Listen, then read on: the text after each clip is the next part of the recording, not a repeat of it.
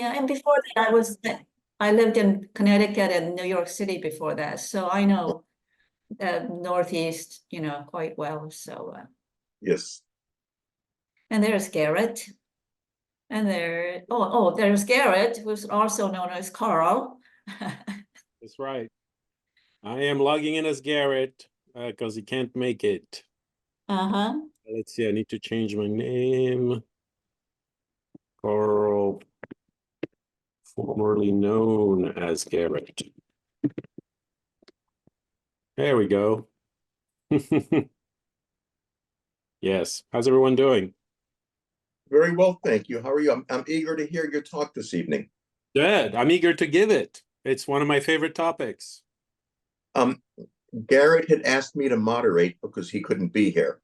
Perfect. I was going to ask for people to help me moderate. Mostly, especially during the presentation to, like to mute everybody who's not muted.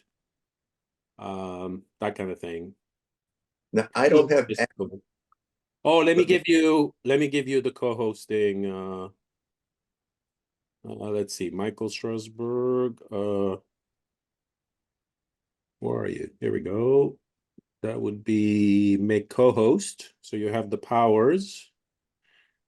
And usually I have like Will or Kai or anybody else. Anybody else who's moderated before or was co-host before in terms of doing all the logistics, like keeping track of the chat and stuff like that? Did you want to do it, DLJ? I'll put your co-host if you can. Yeah, just basically keep track of any yeah, no problem. Zoom bombers and all this stuff. Okay. Make co-host. Here we go. Perfect. Yeah, I don't know how to handle a Zoom bomber, but you know what? I think if you find out, like if you look at the gallery and you see where the sound is coming from, so it's usually a green thing, and then you could just like click on the side and you could I think eject. Let me see if I could yeah, remove. You see at the bottom it says remove, or you can put them in a waiting room or something like that. And so that's kind of automatic. The problem with Zoom bombers is sometimes it's like AI driven, and so they just keep coming back automatically and stuff. So it's kind of weird, but hopefully we won't have this problem. I don't see any remove thing on my. Yeah, if you click on participants. Oh wait, no, actually no. So if you click on any window in the gallery and you see where it says the three dots there on the right, top or right, and then if you look all the way at the bottom, it says remove. It says report, remove, put in waiting room. Did I make you co-host? I did make you co-host, right? Yeah. Yeah, but I don't see the three dots anywhere. Oh, he's not co-host yet. You made Nicholas co-host, not. Oh. Oh, I did. Yes, sorry about that. That genie looks suspicious. Sorry about that. Okay, let's see. Make co-host Michael Strasberg. There we go. Okay. So you should be able to do it, Michael, if you look at the top three buttons there, and then it's at the bottom there for any participant. Are you are you using a desktop or an iPad? A cell phone. Oh, a cell phone. It's possible that maybe you cannot do it from a cell phone because it's so small. But if you click, I think if you maybe put your finger on one of the pictures, maybe you're able to see a menu for that participant, and then you can actually remove. You basically have a menu for each participant. Oh, I see. Gallery. I see. Yeah. Okay, I found it. But I think muting somebody would be okay. Like mute him like several times, and then Okay. So is anybody here for the first time? Robin, Nicholas, Jesse. Yeah, I'm here for the first time. My name is Manny too. Okay. Yeah.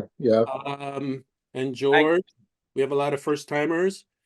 If you feel comfortable introducing yourself very briefly and tell us where you're logging in from and what kind of attracted you to this to our meeting today. I can start. Oh, go ahead. Go ahead. Go ahead, Nicholas, and then Manny, and then we'll go to Robin and Jesse if you want. Honestly, I just don't. I'm just here because I don't seem to have a full understanding of what it's about. Okay. Well, you'll definitely have one after the presentation for sure. How about you, Manny? Yes, for me, I'm just on a path in life to where like my spiritual path has took me here. Okay.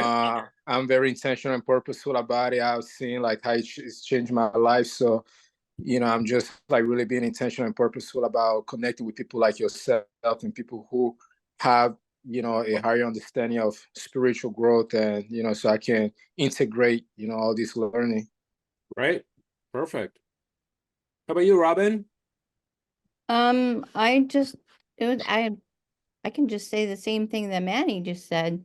It's one of those things where I've been looking at the philosophy group for a while, and then it was just like, oh yeah, that looks interesting. Maybe I'll just see what it's about. The right topic. Yeah. Just resonates with you. Yeah. How about you, Jesse? First time too? Yeah, thanks for having this. It's definitely cool to do this type of modern technology for discussing interesting philosophical topics and whatnot, especially the stories we tell ourselves. Obviously, is not often self-examined, but for self-growth, yeah, to be aware of possibly modifying that story, it's a scary thing to do, but important. Yeah. I would even say stories in plural. Yeah. Yeah, for sure. We're a multi-faceted being, that's for sure. Yeah. Well, one of the things that I'm going to talk about in the lecture is how we've evolved to be actually storytelling animals. We're the only species that tell stories, and our brains are kind of designed to see everything as a story and tell ourselves stories and make meaning and sense of the world as stories. So that's why it's very important to know which one is a good story and which one is a limiting story in your life. That's so interesting too, because I was just thinking about that the other day with how even if it's a fictional movie or something, how it can almost like recondition our neural network. So it's profound effects. Yeah. Absolutely. Yeah. Well, it's right up my alley. This is a topic that I've been passionate about and kind of an expert about for 20 years. So this will be a really enlightening presentation, I hope, for everyone. Anybody else would like to introduce themselves or tell us what brought you to this meeting today? Well, my name's Michael Strasberg. I'm a member of the Free Thinker Institute.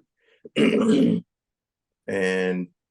I found that it's a wonderful group of people who have a lot of different perspectives. And we have meetings on Sundays, and we encourage each other, learn more about each other. It's enriching. And this sounds like an interesting topic, but actually I try to make it to every topic because I find them all interesting in some way or another. And I'll be moderating today, one of the moderators, I should say, and I'll just give a few words before Carl begins his presentation.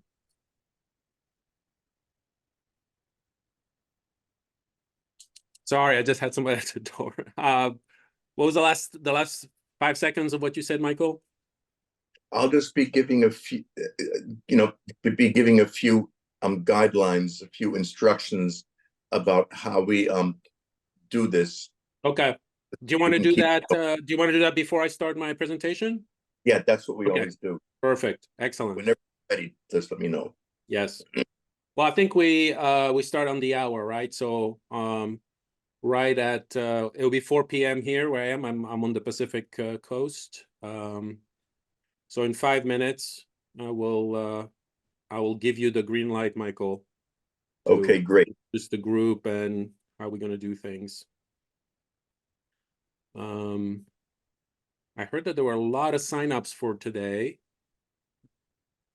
So hopefully, well, because maybe everybody's here. Anybody else has any interest in the topic?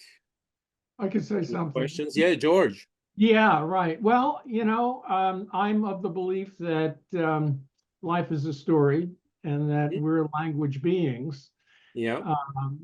I actually am very, very much interested in Michel Foucault, and his ideas on discourses specifically. I actually host an inquiry call into discourses, Foucauldian discourses, in another venue.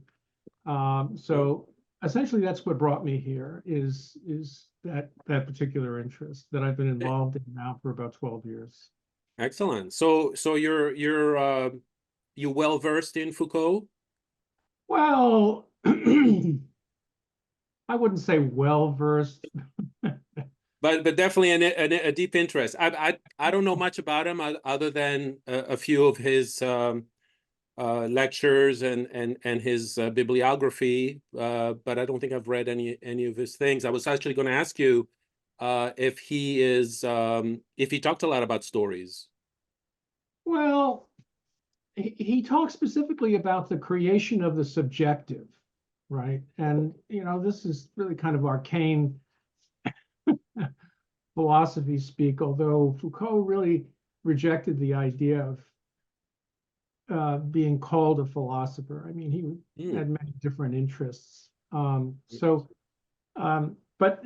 this is something that really interests me, how language actually creates this notion of the subjective, like who we get to be, who are we? Yeah. Okay. Are you also into Wittgenstein? Yeah. I think he was the guy for language. Yeah, I think the this whole realm of language actually being the focus of maybe what it means to be human. It's relatively recent, right? Yeah. Yeah, I think so. Yeah, I think actually this evolutionary biologists speculate that language actually evolved to tell stories. That's really interesting. Yeah, it's big. It's big. It's a big field. It's huge. Absolutely. Well, from my perspective, it's everything. So yes, it is. It is everything. Because because when you think about it, I mean, the way we think is kind of meaning-based, story-based, and everything that comes from our thoughts is really pretty much your whole life, your emotions, your choices, the way you feel about yourself, your motivation, your relationships. So it's like, tell yourself a good story, change your life, basically. Yeah. Yes, right. Actually, the inquiry call that I host, the subheading is the building blocks of meaning, and how this experience of meaning actually is, how that occurs. Like what are the constituents of meaning? Like what goes into it? Yeah, absolutely. That's definitely interesting. If you don't mind, George, if you can put in the chat the links to your group for anybody here who's it's a private group. Oh, I see. Okay. Yeah, so I'd love to do that, but you asked me, what my interest is, and so this is where I'm coming from, essentially. Okay, no problem. I have a few hands. Why don't we go to Manny and then Lori, and then we'll start the presentation. Manny, go ahead. You're on mute. No, just enjoying the conversations that you guys were having, you and George, I think, right now. And, I just couldn't help but just wanted to make a comment, on the power of the storytelling, because you say that's your perspective, it's a very strong perspective for you. But really, I just want to get back into the concept of the word, right? Because you use word, you use the language to tell the story. Yeah. And just from a spiritual perspective, creation, you know, everything started with the word, right? Everything started with the word creation. Yeah. And, you know, just the concept of the mind, you know, the law of mentalism, you know what I'm saying? So we're like, everything's created through the mind, but through the word, you know what I'm saying? The mind, it starts with the mind, and then the word allows it to take its place in a way, right? So that's, you know, it's a process in a way. Yeah. But yeah. So now I just wanted to make that comment because I was really enjoying the conversations that you guys were having right now. It just kind of clicked and connected with me in that way. So yeah. Well, I'm just gonna say one thing, Manny. I hope you're not gonna be driving during the presentation, because I want to make sure that you have your eyes on the road. I would No, I do. You know, I'm just a few minutes away. You know, I'm heading to the soccer field. Yeah. You know, so I'm a bit. I'm gonna be listening, but you know, as soon as I get to the soccer field, I'm gonna park like in a few minutes. And I'm gonna be listening. All right. That was my plan. Lori, you had a question? No, I did not have a question. Actually, I just wanted to introduce myself because I find this topic very interesting, if that is possible. Yeah. Okay. Yeah, I am also very interested on this topic. I just like all the other speakers said, we are what we say to ourselves. We are narratives, right? And sometimes it is needed that we change the story that we tell ourselves, change our narratives. So yeah, thank you. Great, you're welcome.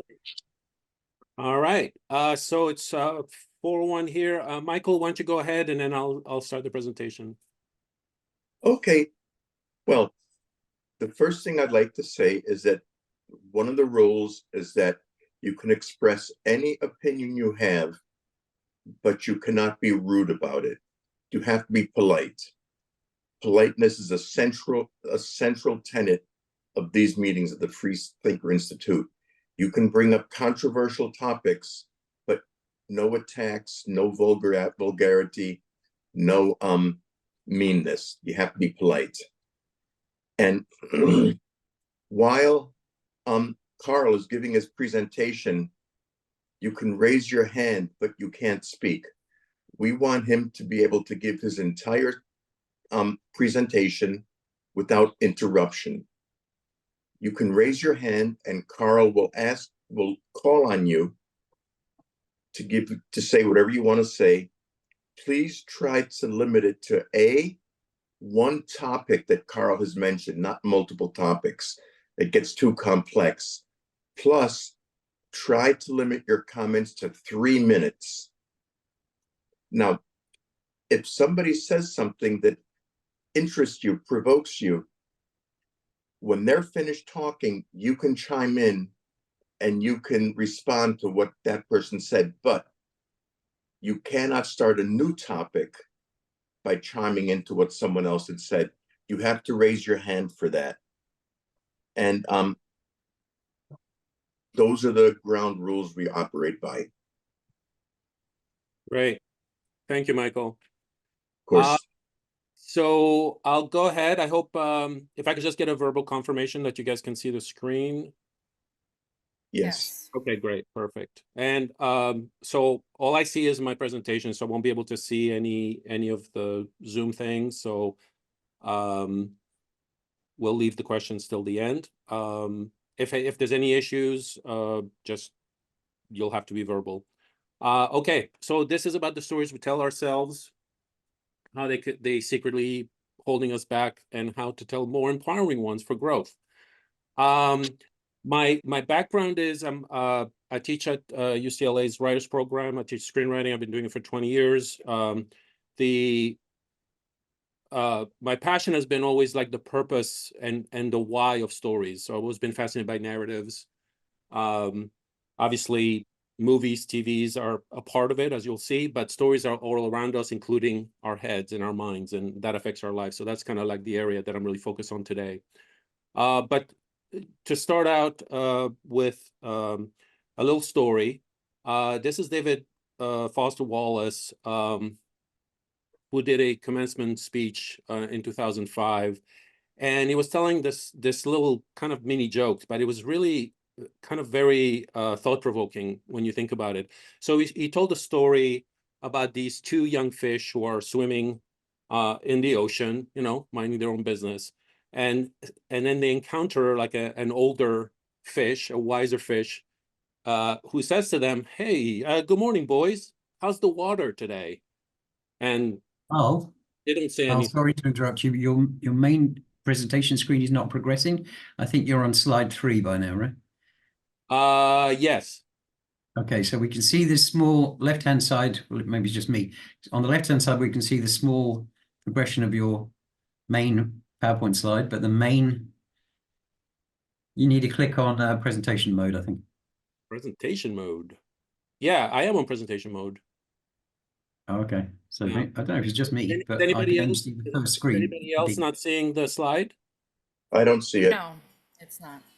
It's not Okay. I see it in the left-hand margin, We but have not moved from the first slide, Carl. We Oh, don't okay. see the two fish, you know, talking to each other. Yeah, there you go. That's it. Okay, so what do you see now? Slide 1. first. Just Slide the one. cover. Okay. And if I press play, okay. Oh, wait, hold on. Something happened there. Okay, you see slide, this is the title, right? Yeah. yes, Anything else besides the title slide? Do you see something on the sides like the other? Yes. You do? Yeah. Yeah, we Oh. can see the this is the presenter view, I think, not the presentation view. Oh, let's see. In window, play slideshow in full screen, maybe I should say. No, because I don't have the, okay. What about now? Got full screen for slide 1. Okay, what about now? Slide 2. Good. Yes. Okay, perfect. All right, so we should That's be on. right. Have success. Well done. All right. So basically the story goes, the two fish swim, the old fish basically says, "Hey, morning, boys, how's the water today?" And they kind of like swim by, they don't say anything. And then after like 5 minutes, one of the fish goes, "Wait a minute, what's water?" And that's basically the punchline. And the reason this is important is because water to fish, it's the most important thing for them, but they take it for granted, right? It's all around them. The same way we don't think about air, right? And that's kind of like what I want you to think about stories. So stories are actually everywhere around us. We just don't realize it. We think of stories, you know, when we read a book, right? So we think of novels, we think of going to the movies, right? We see, you know, we think of television, but you don't think like a conversation with a friend is a story. You tell yourself stories. The entire social media is all about stories, right? That we share stories. A joke is a story. Gossip is a story. Actually, a little fun fact, like, you know, researchers found that like 60% of our conversations are gossip. So really talking about other people and their behaviors and what they do. For those who are passionate about sports, sports are a story between two opposing teams with characters you care about, with a time limit, with a lot at stake, suspense if it's close, right? Just like a movie, it's a story. Role-playing games, video games, the news. The news is all stories. Church and religious services, sermons are stories. Of course, history, right? The history of mankind, history books are all stories. And then at night we go to bed and we dream and we basically tell ourselves stories, right? So one of the things that you have to understand about stories is that it's universal. There hasn't been a single culture, society, tribe that did not have stories. And there's a quote here by Philip Pullman. What's that? Yeah, sure. Oh. After nourishment, shelter, and companionship, stories are the thing we need most in the world. So it's kind of like a necessity. As I said, we've evolved evolutionary with stories, and without stories, we would not have survived as a species, and you'll understand why in a minute. So stories have evolved from, orally, the art on the walls, right? The cave paintings, hieroglyphics, writing, myths, the Bible stories, fairy tales, theater, writing, books, and all the way up to today, right? Even we can experience stories on our phones now. So stories are everywhere. And like I said, if we've evolved to think in stories, and stories have been so important to us, there's obviously a good reason why we crave them so much. And we basically think in stories. Our brains are actually wired to see stories, to think in stories, to make meaning out of everything through story. And of course, it feels good to us as a result. So we're hardwired for story. When you experience data, like through a presentation, like this one, you only get a couple of areas of the brain that are lit up. But when you tell stories, there's a lot more, right? Almost like it takes over your entire brain. And this is why so many areas are focused on stories, including, businesses, or any kind of, storyteller to understand story. So stories have the power to teach. Narratives is a kind of backdoor into something very deep inside us. And the way I like to think about it is that if anybody has had cats or dogs, you're probably familiar with this product, Pill Pockets, where you're trying to hide the medicine inside a, something that's sweet and palatable for the pet. So stories are that, right? The key kernel of the lesson that is the purpose of that story is coded in the entertainment part of it so that it feels good for us to enjoy it. So entertainment is really an interesting thing. I always like to understand things by looking at the etymology of words. And so I was always kind of fascinating, like, where did the word entertainment come from? And the fascinating thing for me was discovering that it comes from the Latin tenere, which means to hold. And it took me a while to figure out, well, what does that mean? How did that come about? Like, to hold, what do you mean to hold? And putting that together with the evolutionary purpose of stories, basically entertainment means to hold one's attention, right? Something is entertained because it holds your attention, and it's enough for you to be engaged for the time it takes for you to for the story to achieve its purpose. So it's all about paying attention, right? And that's where the survival mechanism came from, right? That's why we survived, because it taught us how to pay attention to what's important for our survival. We are constantly busy thinking about surviving. We have, according to scientists, about 70,000 thoughts a day. But how many of you have ever been engrossed in a book and you completely lost track of time, right? How many thoughts did you have outside the story and the characters? And, I would say probably zero if you're really engrossed and engaged by the story. If anybody remembers the movie Up, that little scene with the dog, I'll play a mini clip here. He made me this collar so that I may talk. Squirrel! My master is... So the funniest thing, right? Squirrel. So that's the way I look at it for stories, right? If you are, engaged in something and suddenly you hear, let me tell you a story, or anything that your brain recognizes as a story, you suddenly pay attention to it. So that's how we've evolved. So story is not just something we consume. It's not something we tell. It's who we are. We're just like water to fish. It's how we make sense of ourselves, which is our identities, and how we make sense of the world, which is reality. So we tell stories all the time. You're even doing it right now. If you're not fully present in what I'm talking about right now, and you're multitasking or doing things, or you're thinking thoughts about something, you are telling yourself a story. So the reason this is important is because while stories can do good things and teach us how to live a good life, they also can limit us and seduce us into not doing the right thing. So I'm talking about inner narratives, right? So we tell ourselves stories all the time. The thoughts that we have, the inner voice, the inner dialogue is basically stories. And they shape our reality. So we tell ourselves stories about ourselves. We tell ourselves stories about others, about our abilities and our struggles, about our desires, our actions, our relationships, our interests, our work, our achievements, and our failures, right? So, and all those actually then shape how we feel about all those things.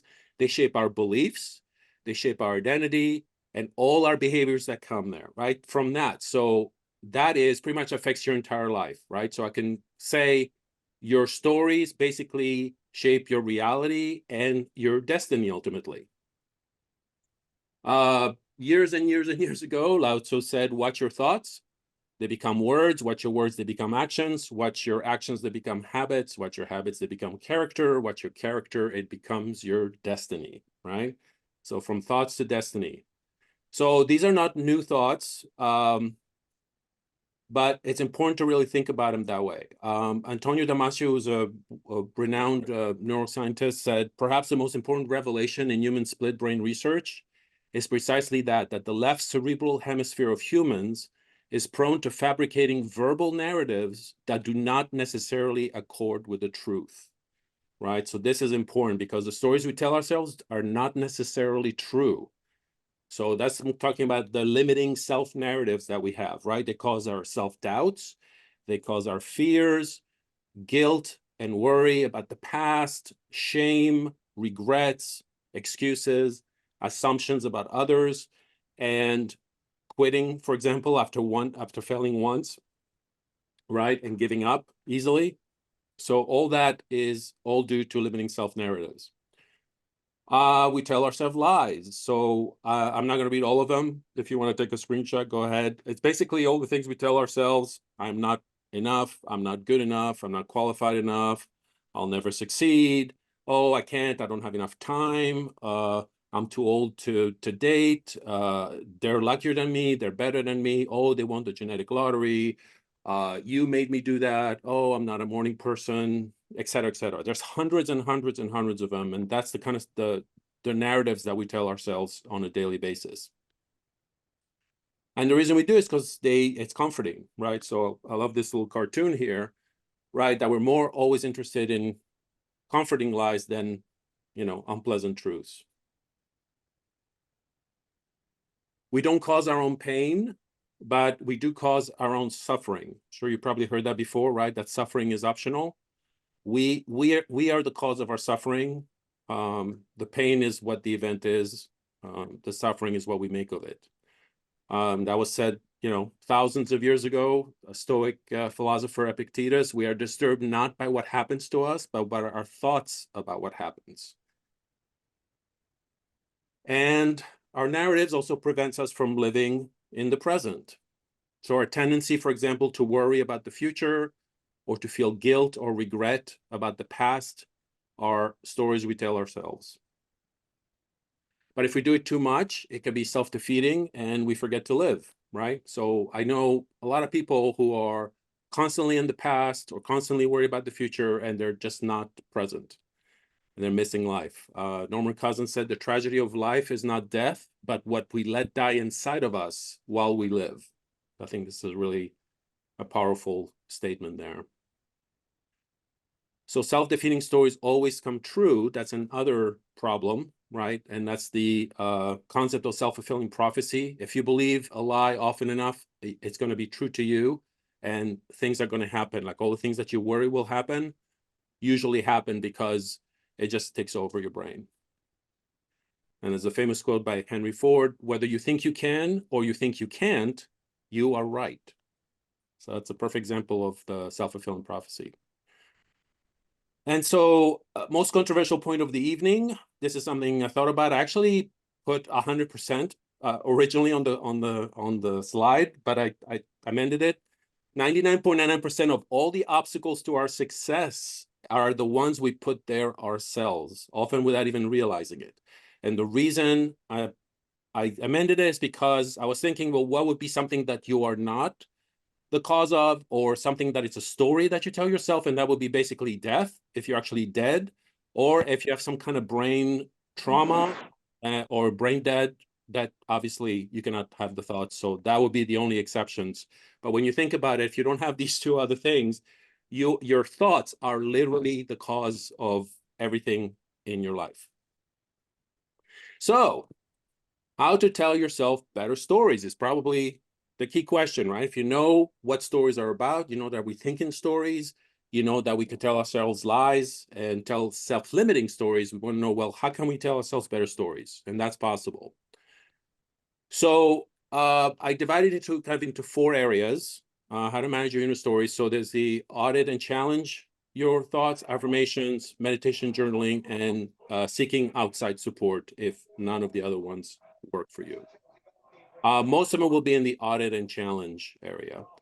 But first, before we start those, we need to establish 3 essential thoughts, just to understand what's possible. One is that you are not your thoughts. Now, this may seem like a controversial statement because we hear our thoughts, we think it's us telling ourselves, right? But you are not your thoughts. If you want to go deeper into this, there's this best-selling book a while back called The Untethered Soul, and that focuses on that topic, that you are not the voice in your head. And so understanding that is usually a huge step forward. Number 2, believe that change is always possible. In other words, the past does not equal the future. Yes, you cannot change the past, and you can certainly learn from it, but the past does not control your future unless you let it. And this is something that is so common, where most people's excuses for where they are today is because of their past. So they talk about, oh, well, this is what happened to me. Oh, you know, trauma, abuse, all those things that happened to them. We're not denying that they didn't happen, but they don't affect your future unless you believe that it affects your future. I just saw this morning. I just added it to that. You can't start the next chapter of your life if you keep rereading the last one.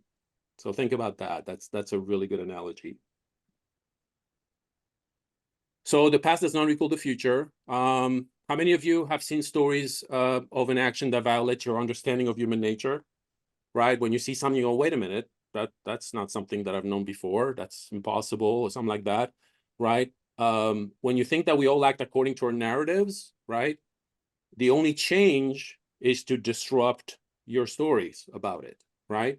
And that's usually how change happens, because we disrupt the story. There are some examples. There's this guy, he's a Black musician, Daryl Davis, who basically took it upon himself to become friends with KKK leaders and collected over 200 ropes from KKK wizards. He's done TED Talks about it. If you Google him, you'll see it's a fascinating story because it really goes against what you think is possible. And he's a perfect example of how you can change things. I've seen stories of mothers forgiving criminals who killed their loved ones and hugging them in court and even becoming their friend in after that. So again, things that disrupt the story. Sister Prejean was famous for helping death row inmates and forgiving the unforgivable. I think a movie was made about her with Susan Sarandon called Dead Man Walking, I believe. So all these things are, you know, examples of that. Just because things happen in the past doesn't mean that it's gonna happen in the future. I love this little slide there, right? No dogs allowed. That little dog changing the narrative. And then the third one is, are you the captain of your ship or a leaf floating on the river of life? So that's my most favorite analogy about being in charge and taking responsibility for your life, and not feel like you're a victim or constantly giving excuses about things that happen to you. So that's a really good analogy of whether you control your ship or whether you're just a leaf that's floating from the currents of the river. Stephen Covey said, "I am not a product of my circumstances. I am a product of my decisions." And in scientific circles, this is known as cognitive shifting, or shifting from external to internal locus of control. So if you Google any of those, that's basically this concept that I'm talking about. So internal versus external locus of control, right? Those who have an internal locus of control believe that they're in control and take responsibility for their own actions, right? They have a much happier, fulfilling, successful life than those who have external locus of control, where they blame external forces on their own circumstances.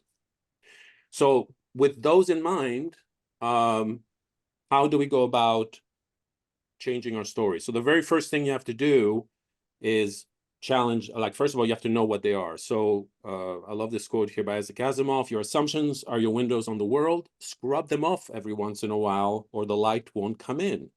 So you have to take an audit of all your thoughts. The very first one that did it, probably not the first one, but the most famous one, is Descartes, where he basically took it upon himself to challenge everything that he knew, because he wanted to know, how do I know if it's true or not? And he basically rejected absolutely everything he thought he knew, and only allowed back only the thoughts that he was certain he was not mistaken about, and eventually arrived to the one undeniable truth, which is that he existed. And the famous quote, "I think, therefore I am," right, is from that. So he basically challenged every single thought, not just his beliefs, but everything. So if you want to do the same thing, there's a woman named Baron Katie, who's, I think, a life coach. She has this thing called The Work. You can find it online. The 4 questions to challenge your thoughts, I thought, were really appropriate and helpful. So to do that, ask yourself, for any thought you have, is it true? Can we mute whoever is? Thank you. Is it true?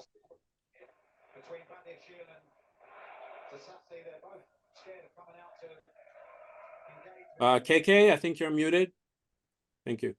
Can you absolutely know that it's true? That's the second question. How do you react when you believe that thought? And then, who would you be without that thought? So they're kind of very simple questions, but very powerful when you think about it. So usually if you think, he betrayed me or something like that, right? If it's about somebody else, okay, how do you know it's true? Can you know absolutely sure that it's true? How do you react when you believe that? And imagine you didn't believe that, or imagine the opposite. How would you be, right? And it's very life-changing, apparently. So I would recommend you look more into that. By the way, it's not an easy. It's not easy. And the reason for that is our negative bias. Unfortunately, that's the way we've also evolved as a survival mechanism. As humans, we're actually hardwired to weigh negative thoughts over positive ones more than positive ones. The negative bias is so powerful that apparently we need about 5 positive experiences to just balance out what we perceive to be one negative one. If you tell yourself, for example, that you're not good enough, you'll begin to believe it. And that's the self-fulfilling prophecy that I spoke about. So that's why you kind of really have to know, okay, is it positive? Is it helping me? Is it negative? And really challenge that. Right, it's not easy. Identity crafting is another way, which is basically changing your identity stories, right? The type of person you believe you are, or the type of things you believe you are capable of. In other words, your identity is what determines the actions you perform. So really, if you're not happy with your, actions, behaviors, habits, look at the stories you tell yourself about your identity. The limitations in your life are framed by literally the box in your mind. If you want a new life, start building a new identity. So start small, baby steps. There's this book, Atomic Habits, that speaks about this. like doing little micro habits that then add onto it. You should stack the habits and you suddenly have better habits. And a lot of it have to do with changing your identity. A good example of this, if like, for example, you want to exercise, you don't exercise, you basically start changing your identity as somebody who is an exerciser, right? I exercise, so when you miss an exercise, you don't feel good about yourself, right? As opposed to the other way around. So it's a pretty effective technique. And I love this little picture there, kind of like says it all.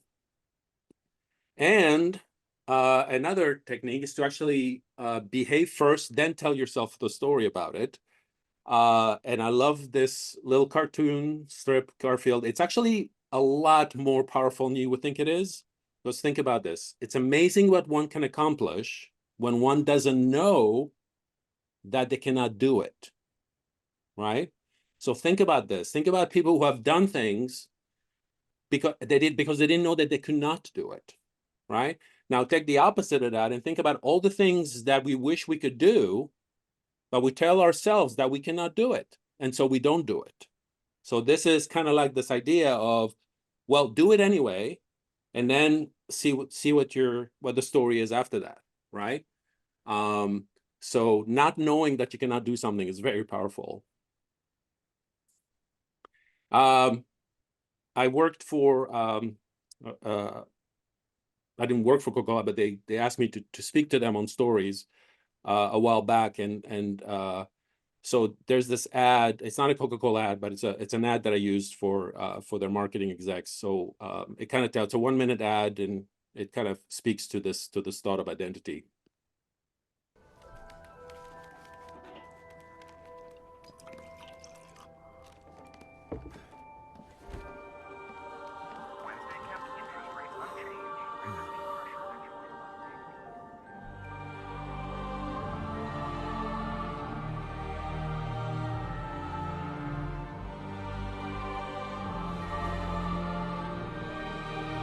Oh my lord. This is your chance to take your crown back. Do it for your kingdom. Do it for your beloved princess. Do it for your people. Oh yes, my lord. Come on. You can do it. You are the chosen one.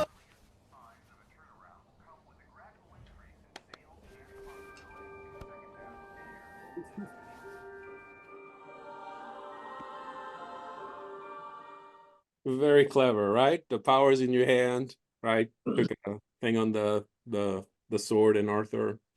Okay. Another thing you can do to change your stories is to get meaning from literally any action you can give meaning to. You can craft a purpose out of it, pretty much anything. The example I have, I heard recently of this janitor at the hospital who reads stories to children with cancer who didn't have parents to visit them. And when he was interviewed, he said that he was part of the medical team. So he had a meaningful purpose, right? He didn't think, oh, I just cleaned the floors. He like literally, thought of what he did as being part of the medical team, right? So it's like, you don't have to be a billionaire to have a meaningful and fulfilling life. It's literally whatever you put, a positive meaning into anything could literally change your motivations and your identity. All right. The second area is positive affirmations. Now, there's a little caveat to affirmations, as I'll talk about in a second here. So I always think of this little funny clip from SNL when we talk about affirmations. Because I'm good enough, I'm smart enough, and doggone it, people like me. But here's the thing about affirmations. So human beings are hardwired to act in alignment with their self-identities always. So you'll never rise higher than your personal story, meaning that if you believe something really, really hard, it doesn't matter what affirmation you're going to say, that if it counters it, right? So it's a little tricky, but it's doable. You just have to make sure that they're aligned with your values and that they align with your strengths. So this American philosopher said, beliefs don't stand or fall depending on objective tests of their veracity. they stand or fall depending on how well they match with our other beliefs. And when our beliefs conflict, right, it's not always clear which we should reject or which, if any, we should keep, right? So whatever affirmation you're thinking of, if you have to make sure that it kind of matches all the other beliefs in a sense. So that's where the tricky part comes in. But we call that reframing, right? So you can actually reframe all beliefs. So I brought up that list again that I had earlier, and you can literally reframe any thought, right? So I'm not going to do all of them, but you can actually, you know, instead of saying I'm not enough, you say I am enough, I am good enough, I am qualified enough, I'm smart enough, I can do it instead of I can't. I'm not a victim, I'm young enough. Oh, you know, you can actually do that with anything. And if you repeat something over and over and make sure that all the other thoughts also, all other beliefs are also challenged, and all the other things, you know, it's possible you can change things. I love this little picture. I am, right? Two of the most powerful words, but what you put after them shapes your reality. So I think that that is a really, really true statement, right? I am, whatever you put afterwards will kind of define your destiny, I think. So very powerful. Meditation and journaling are also very effective. So the whole thing about mindfulness, meditation practice shifts the focus from the intrusive negative thoughts to the present moment, which reduces fear and anxiety associated with the thought. So the whole idea is not to eliminate the thought. It's more about, you know, seeing the thought, looking at it from an outside perspective, and really kind of like, you know, you could ask yourself, is it true? Is it not true? But just like thinking of the thought and letting it go and refocusing on your breath, for example, it actually helps in challenging that. And in writing those thoughts down really, really helps. That's why journaling, I think, is very popular these days. For example, how many of you have ever said to someone, oh, now that I've said it out loud, I realize how ridiculous it is, right? We've all said that. So it's kind of like the same thing. Instead of saying you're not saying it and you don't realizing it, then you just kind of write it down and that makes you realize it, right? So journaling is very similar. You don't understand something until you've actually written it down and you're able to see it and think about it. Simply articulating these beliefs enable us to understand them better. And sometimes it reveals how irrational they really are. All right. Now, if any of these are hard or don't help, and you need extra help and support, there are therapies that actually focus specifically on this topic, which is the cognitive behavioral therapies. Cognitive behavioral therapy is one of the most, most effective, most popular ones, because that's exactly what they do. They just challenge the thoughts you have and trying to change them for the better. Rational and emotive behavior therapy is similar, but they focus more on the irrational beliefs.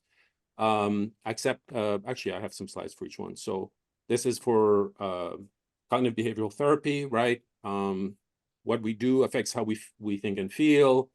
What we feel affects how we think and act, and our thoughts, what we think affects. So it's kind of like a circular thing. So CBT basically listens to what area is not working and then tries to see where it came from, and then changing those thoughts. And then for rational emotive therapy, you have the adversity that creates a belief about the adversity, right? And that creates an emotional consequence, right? But if that belief about the adversity is false or irrational, that's where the therapy is challenging it. So the D is the disputational to challenge B, and that leads to effective new rational beliefs, which then lead to positive feelings. Acceptance and commitment therapy has some other areas into it, but what you're thinking is a big part of it. Awareness, and then focusing on to do what matters, know what matters, be here now, open up. All those other areas so it's a little deeper type of therapy than just challenging your thinking. And then lastly, there's the emotional schema therapy, which basically has like 18 of early maladaptive schemas, right? The schemas are basically the scripts that you tell yourself, usually started really early in your childhood, and they actually affect your beliefs and life as a result. So that basically takes care of that under these 18 different areas. All right. This is not the end of this presentation, but the beginning of a new way to think about the stories around you, and especially the stories you tell yourself. If anybody remembers my previous presentation, when I had this quote by Rumi, where he said, yesterday I was clever, so I wanted to change the world. Today I'm wise, so I am changing myself. I have a similar quote by me that basically says, yesterday I was unaware of how stories controlled my life. Today I am wiser, so I will tell myself better stories. And that is it for the presentation. Let me just take questions. I will stop sharing the screen so I can see everybody. I'm so glad you ended with Rumi, Carl. And actually, let me correct you. I did not end with Rumi. I ended with myself. I adapted Rumi. Yes, but yeah, I know how much you like Rumi. I like him too. Thank you, Jeannie. So I will let somebody else take care of the chat if there are any questions. In the meantime, I will call on Nicholas and Manny for questions or comments. I certainly am curious now on how you could be able to relate any of this effectively to someone who has autism. That is a good question. I'm not an autism expert, although I've been told that I may be on the spectrum myself. But I would qualify probably autism in that 0.01% that is affecting your life. But like I said, I'm not an expert, so I don't know if I can comment on it. Although I would say, depending on when you are on the spectrum or when one is on the spectrum, they're still able to think, right? And to tell themselves stories. So if they're able to tell themselves stories and they're aware of the stories they tell themselves, and if they're not happy about what's happening, I believe that they can change the stories. Awareness, you said? Yeah, awareness is the key. Now, I'm not sure, again, where someone is on the spectrum, that they're able to be aware of the stories. But that is what any of the cognitive behavioral therapies are about. So if you're not able to be aware of it, maybe someone else is able to listen to your stories and be able to challenge them for you.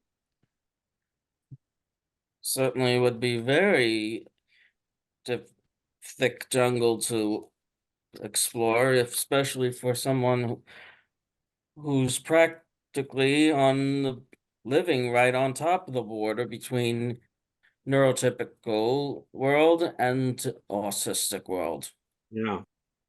Yeah, it really depends on where you are on that spectrum. Certainly makes a mess out of living on that border. Absolutely, I agree. Did you have any other questions, Nicholas? If not, you can always come back to. Yeah, I'll have to think about that a bit. Right. Thank you. Manny, go ahead. If Manny. Yeah, sorry guys, I had to take it off of mute, but no, I wanted to ask if you could share again. I know you shared a slide about a lady that you mentioned, and you had like 4 questions that she asked about the story. I would just wonder if you could share that slide again and the name of the lady so I could look her up. Yeah. Her name is Byron Katie. Okay. Byron Katie. And then if you go to her website or Google it, her website pretty much has all the questions in it. But the questions are for any thought you have, right? Let's say you believe, oh, I'm not smart enough, right? And you're not happy about your life because you keep thinking that. So if you told anybody who was listening, say, oh, I'm not smart enough, the first question would be, is that true? And then you would probably say, yes, it is, because you really believe it, right? And then the second question is, do you know absolutely that it is true? Right? So that would be kind of like what Descartes did, right? And then the third one is, what are the feelings, like what are the thoughts and feelings that happen because you believe that you're not smart enough? And then the fourth question is, who would you be, right? And how would you feel if you believe that you were smart enough? Like the opposite of that. If you didn't have the thought that you are, right? Yeah. All right. So that's the fourth question. But if you Google Byron Katie, you'll take a. She's got a lot of worksheets and stuff like that. So I would recommend that because it really, and of course anything about cognitive behavioral therapy does that as well. So she's not the only one. I just really love those four questions. So that's why I mentioned her. Okay, and then so her name is Kady, right? Kady. Katie. So Katie. Thank you. Right. Okay. Thank you. Yeah, no, that's all. Yeah, that's all I have. All right. Phil, go ahead. Yeah, I want to thank you for this sort of positive thought of being within yourself and controlling yourself and straightening yourself out. But I wonder whether you have left out the other half of the equation. In other words, you live a life in the world, and the world also exists, and you exist. And it seems to me you have to be how should I say, thoughtful or contemplative about both aspects. Yes. And you did, in a sense, address it in passing at the end, like about Rooney saying, about wisdom, which is a balance between that, and you transform that in a positive way.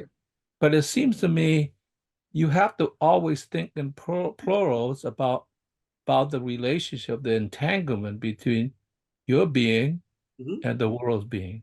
Yeah. And I think you did not address that enough by emphasizing one side too much. Maybe you did that in order to counterbalance what we are subjected to. Yeah. So resisting.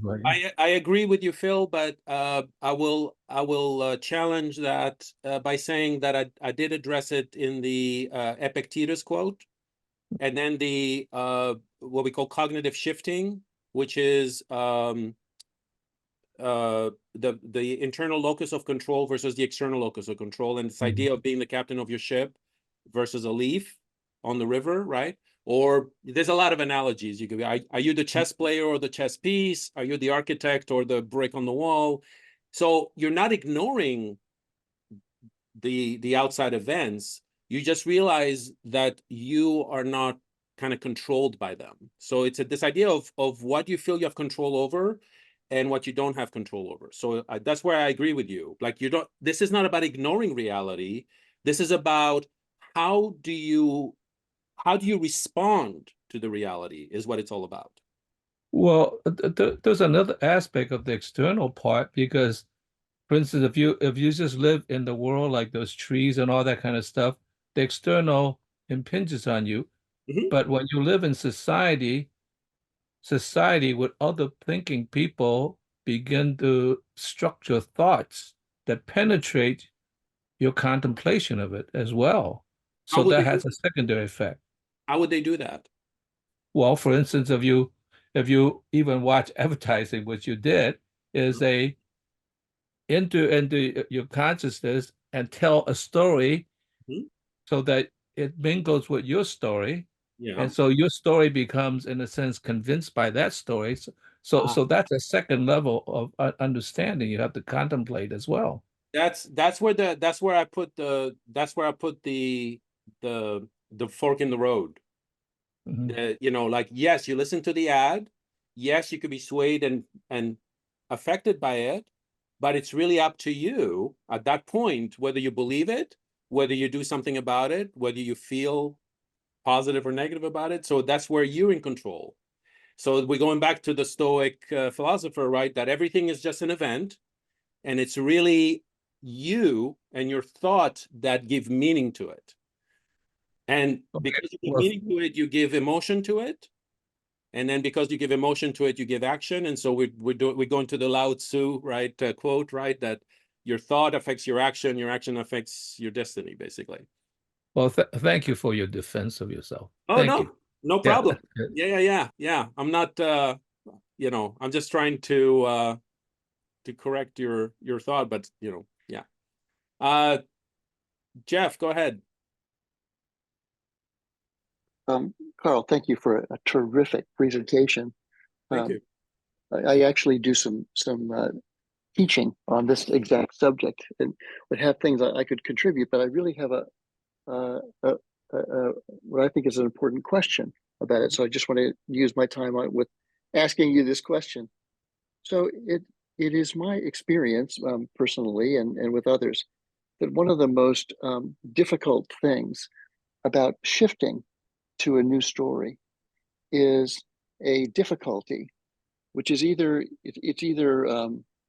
a difficulty in choosing, or it's just a difficulty in escaping the previous story. And that I wonder what you and Byron Katie is fantastic with regard to that. She's great. I've actually attended some things that she's done. Yeah. And I wonder what's your take on what might be the most compelling or powerful ways to for all of us to be able to actually leave the previous stories behind in favor of the new ones that we've created or co-created, and that we're better for adopting them. Yeah. No, that is a really great question, Jeff, and I addressed it in my presentation when I said it's hard, right? There was a thing about the negative bias, and also the quote about about the affirmations that it's not easy to just say, oh, I'm good enough, when all your other beliefs say otherwise, right? So it's one of those things where you really have to, you know, the only way to be effective about this is to literally challenge every thought you have. And that's what I like about the questions, because, you know, as someone like for me, who's really kind of passionate about truth and passionate about knowing what is true versus what is fiction, in a sense, that is kind of like something that I kind of do naturally now out of habit, that anything that comes my way, you know, I ask myself, is that true? And if it's not readily obvious, which not everything is obvious about that, whether something is true or false, is to really challenge it, which I think that's where Socratic dialogue comes in. And I think the work by you know, Byron Katie is kind of like that, and also cognitive behavioral therapy does that the same way, right? That they basically challenge the thought, especially if the thoughts are negative or create negative aspects in your life or negative emotions. That's precisely the ones you should really challenge. So I'm very familiar with that. My wife is actually a psychotherapist. I've been married to her for 35 years, and she says I'm getting better. Oh, fantastic! But if I'm nearing a breakthrough, if I really you know, stick with it. Is she a CBT practitioner? She is. Okay, perfect.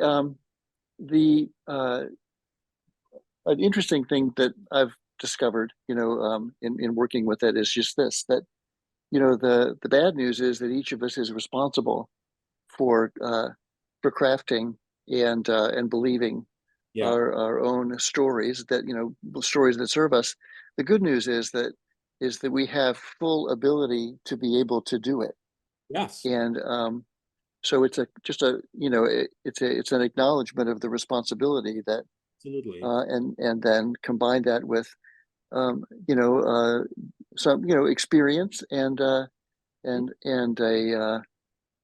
belief in one's own ability to actually craft or co-craft that and then act accordingly.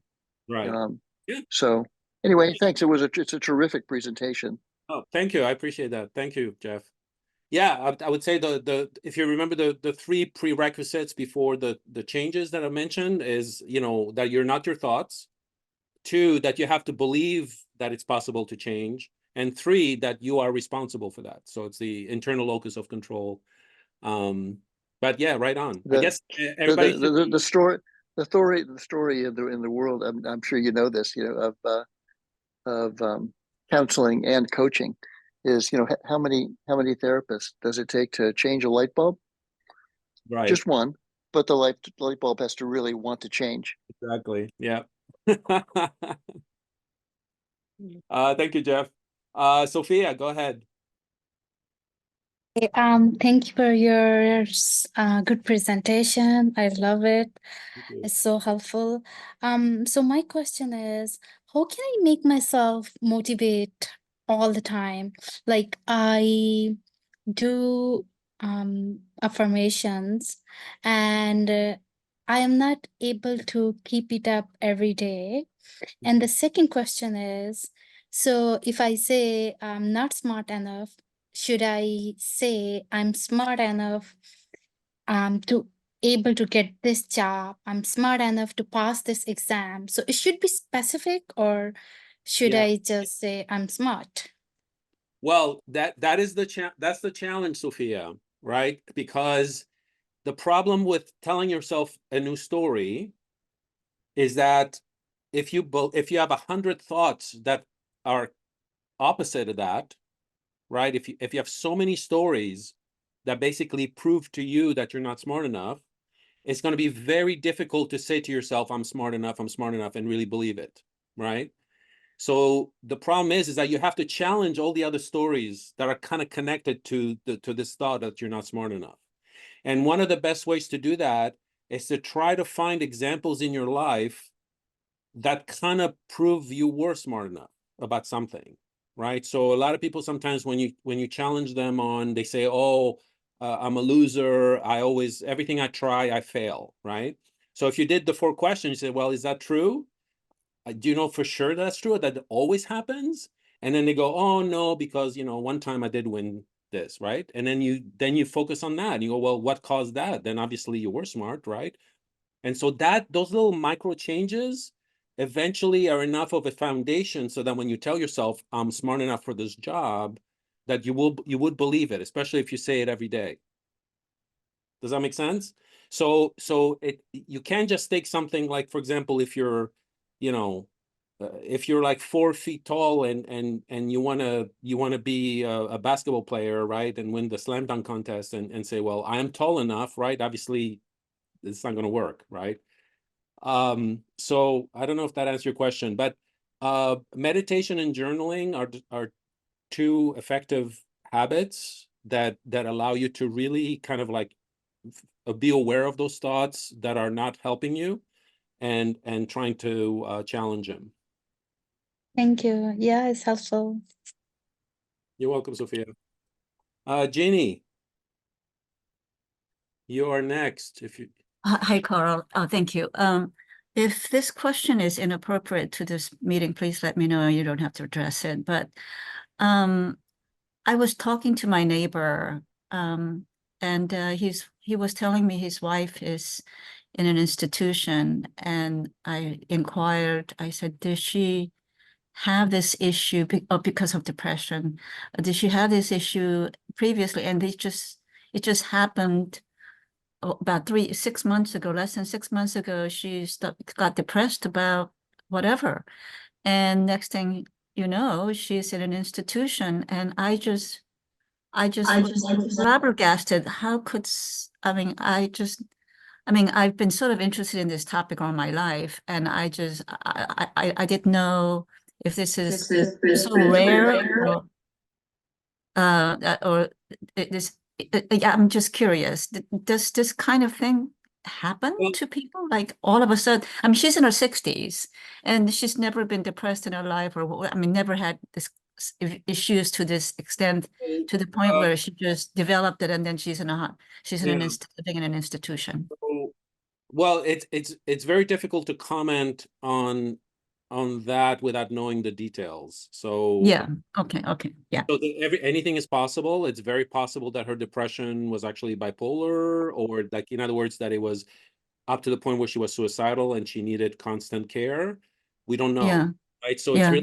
really a matter of knowing what what the details are. So I can't Yeah, really. well, he was basically telling me that she didn't have any symptoms or issues until just very recently, within less than a year, 6 months ago or whatever. Right. But I'm And sure that in order to be admitted to an institution, there's a lot of people who would, who would try to vet what the symptoms are and why she's there, right? So I would think that yeah, they would know why and that there was a reason for it. That's yeah, my thought about it. yeah. Okay, I was just shocked. I just never have known, somebody who, something that happened, that recently and have been so severely Yeah. affected that they had to live away from their home and all that. Yeah. Yeah. Thank you, Carl. Nicholas.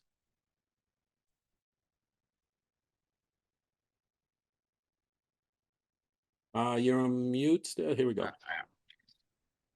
It certainly makes me curious with the what Jeff had talked about recently, and as well as now going back to Descartes. Yeah. Is there also a likely factor of having a difficulty of like knowing how to navigate your thoughts or how to challenge your thoughts and beliefs? Is Yeah. there difficulty in that? Yeah. Knowing how to think.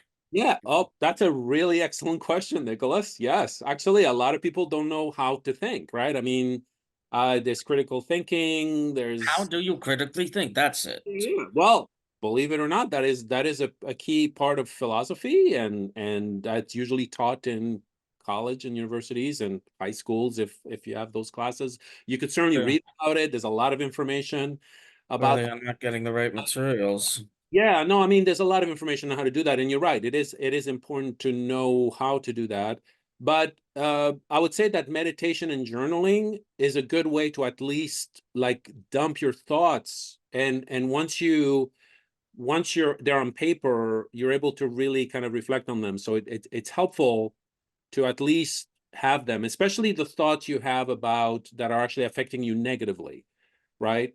I mean, I'm not really focused too much on the positive aspects of it, because obviously those who are successful, those who are happy, those who are in relationships, all the things, all those factors are obviously come from good stories, right? So they know how to tell those good stories.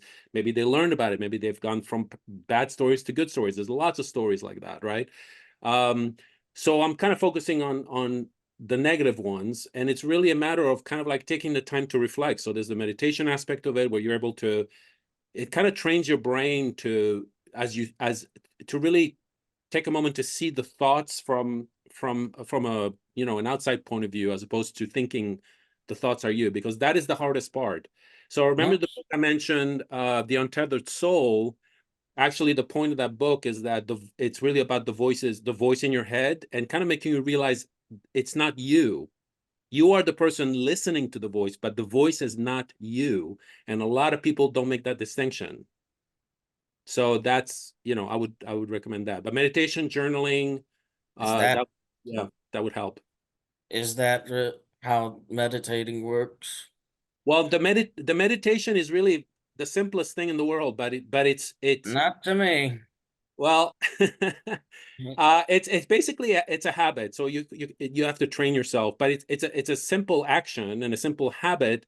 But what happens to the brain when you do it regularly, it literally changes your brain. So I think that the science has caught up with this in terms of seeing that it does a lot of positive things. One of them is to really lower your anxiety about your thoughts, and to really be able to see them as opposed to kind of like taking them for granted, right? And affecting you in a way as if you were just a puppet. So, there's that whole thing about monkey mind and, the excessive thoughts and everything like that. So it basically slows you down, because what happens is that as you train yourself to hear the thought, and then the only thing you have to do is focus back on your breath or on a word or mantra, whatever it is. It's you can do 100 things, but the simplest one is to just focus on your breath. So it actually feel and like literally focus on your breath in and out. And when you have a thought, to just like go back to your breath. Like you start ignoring the thought, like you start recognizing that a thought just popped out and you go, oh, okay, well, that's a thought, boom, and go back to your breath. And if you do it over and over and over and over, you certainly are, you eventually, your brain is able to actually separate itself from the thought, and then you're able to kind of like, you know, play with it in a sense, you know, if that makes sense. But I'm gonna say that with a caveat though, because you mentioned autism, and I do not know much about the autism brain, so it'd be interesting to maybe find out if meditation and autism, and that would be a lovely way. That whether would be a wonderful topic to study. You know what, Nicholas, I am curious about that myself, and I will put a note to actually research that because I'm curious about this. Yeah, so thank you. George, go ahead. Yes, thank you. Great presentation. Thank you so much for You're welcome. putting that together, Carl. You know, one of the questions that actually came up for me is gaining access to changing our story. You know, what's available in terms of gaining access, and what showed up for me is this notion of point of view, right? Mm-hmm. We usually operate out of first person point of view. Yep. I, me, we, that kind of a point of view. Mm-hmm. And we've got a lot of defense associated with first person point of view, right? Yeah. When somebody actually attacks what we have identified as who we are, we become very defensive, or we become hostile, right? Mm-hmm. And we tend to actually want to defend that point of view, that first person point of view, even from ourselves. Mm-hmm. You know, which is really incredible when you think about it. Yeah. Right. So this notion of point of view is just so basic in terms of exploring this realm of the language being, right, which is what we are. We're essentially language beings. Gaining access to changing the story could simply be changing our point of view. Moving from a first person point of view to a third person point of view. Mm-hmm. In other words, rather than seeing myself as an I am, right? Looking from this third person point of view, Mm-hmm. he or she, right? And what that actually provides is a little bit of space, where the identification and the need to defend this first person point of view kind of gets a little slack. Right. So it's interesting. I mean, to actually speak of oneself as a he or a she, right? In terms I've known people who do that. I'm sorry? I've known people who do that, that they describe themselves in third person. Yeah. Trump, for one. He's good at that. Yeah. So yeah, I mean, what you're referring, George, I mean, it's another technique that you can use to do that. You know, I mean, I know obviously anybody who writes fiction is aware of that, right? That the IPOV versus the third person, it distances you, but you could do that in writing your own story, right? So if you're deciding to write your own memoir, including your thoughts and emotions, and you did that in third person, that would be a technique. You know, it's a fabulous way of just getting a little bit of a handle, right? Yeah. without like this incredibly powerful identification, right? Because, Absolutely, yeah. you know, who we actually get to be within this language realm is kind of almost like a simulation of this thing, you know, this this body being, right? Right. It's a simulation of this body being, right? Absolutely. And that simulation has a lifespan. You know, that there's kind of a desperation that's associated with maintaining that symbolic being, right? Right. Well, that's Yeah. that kind of touches a little bit on the identity shifting, right? That you can actually mold any kind of identity, right? Because identity comes from stories. So if you want to tell yourself other stories, you can literally change your identity. Yes. I think Garrett once talked about how he changed his identity from college to where he is now simply by, you know, telling himself better stories. So it is possible. That's one thing. Yes. But yeah, that's and you talk about simulation. That's another thing that I didn't talk about, the power of stories. One of the reasons that stories are kind of like our how-to manual for life is that they do it in a way that's basically simulates life and simulates the conflicts that we basically are able to see ourselves in, right, by identifying with the characters. And that's how we learn, and kind of indirectly, by being safe, right? So I give the analogy of, you know, airline pilots who train in simulation, right? Because if they trained in real planes, they would crash and die. So this is exactly the same way of doing this. So you can actually simulate, and you talk about third person. So imagine your story as you being the third person. Imagine yourself as a character in a story where you just watch the movie of George and whatever issue he's going through, right? That would be very effective. Yes, yes. I think, you know, maybe one could even say that the function of this brain that we have, you know, this highly developed brain, is really to kind of create these simulations, these models, right? Yeah. And not only do we have a model of the world, right? But we have a model of ourselves. Yeah. And it's a model that we've created. Well, I don't know. I don't know if it's you know, that's pretty that's a pretty big statement. I think part of that model actually might be a function of various projections that occur within the social commons. Michael, do you have a comment?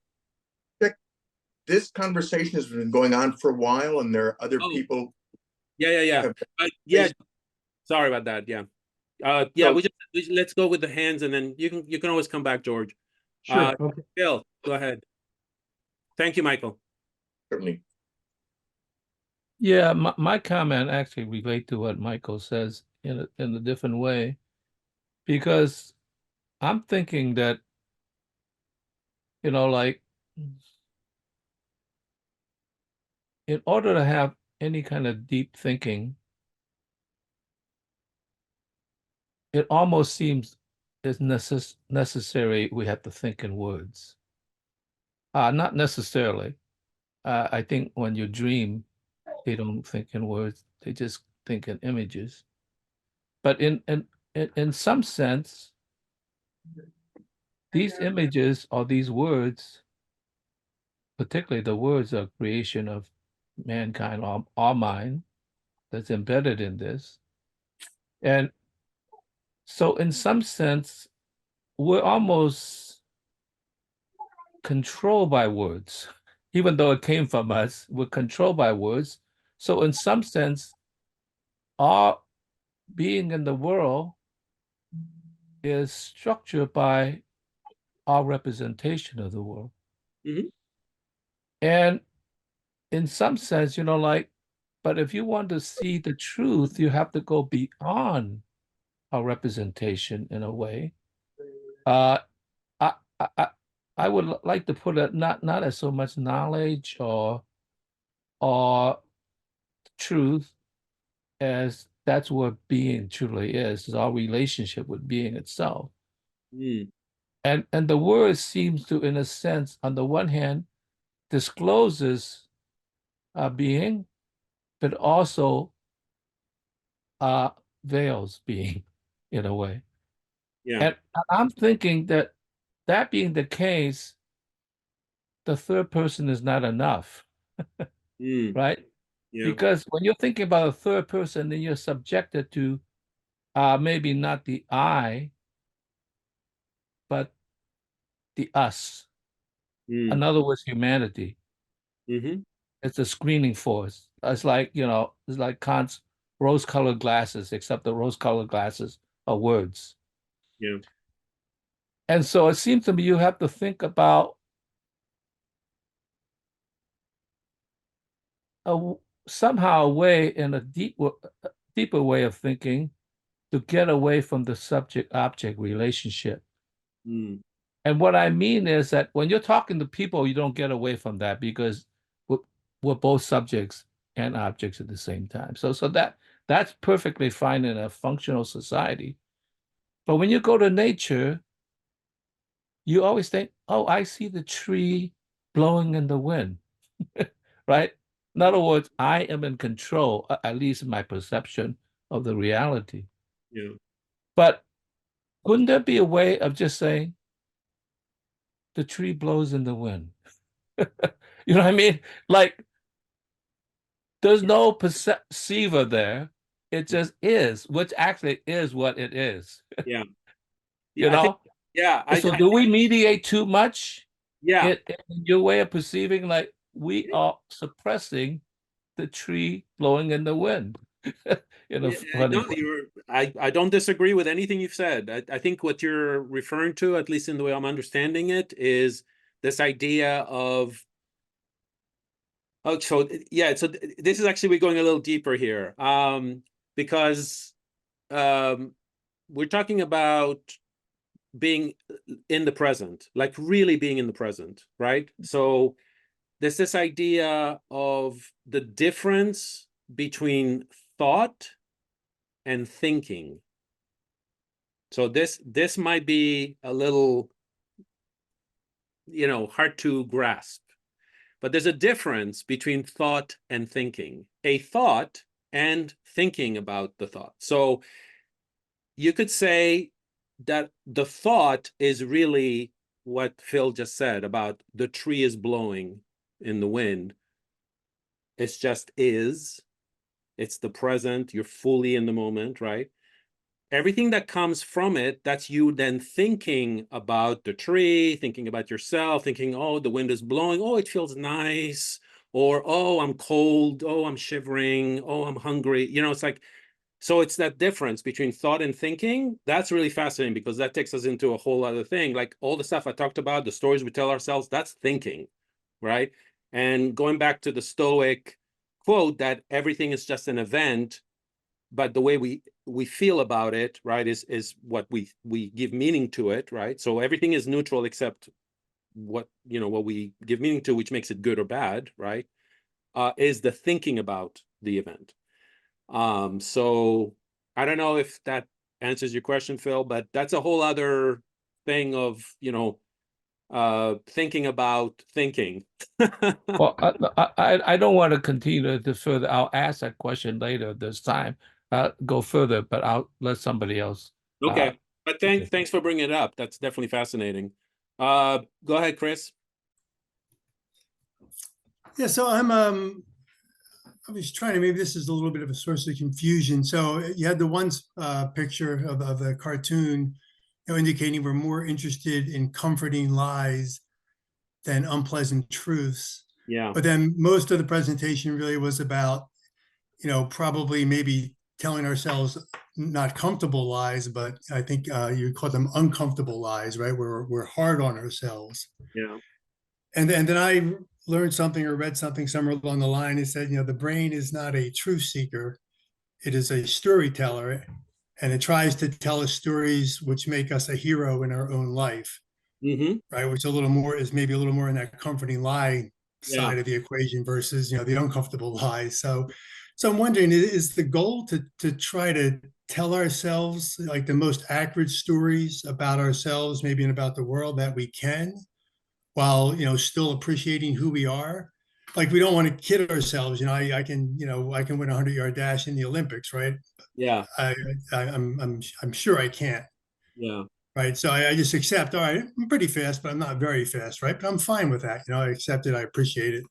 Yeah. I mean, is the goal accuracy, or like what's the goal maybe we're trying to get to with the stories, and as we reframe the stories? Yeah, that is a really good question. So there's two parts to it. The first part is that we've evolved as a species for accuracy. In other words, the stories, the brain evolved to basically look at something and know, for example, I always give the example of the wind rustling the bush and knowing the difference between that and the fact that maybe a tiger did that, right? So it's a survival mechanism, right? To know what is true versus what is perceived. But because our brain evolved into tell stories, right?